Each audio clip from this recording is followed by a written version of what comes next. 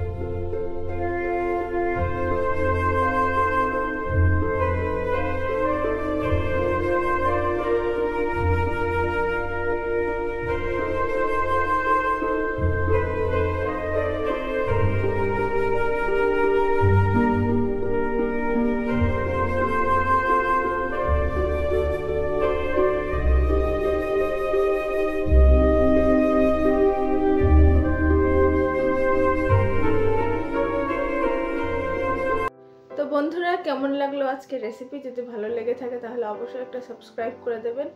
আর ভালো জিনিস কিন্তু সবার সাথে শেয়ার করে খেতে হয়, জানেন তো? তাহলে টেস্ট আরো দ্বিগুণ বেড়ে যায়।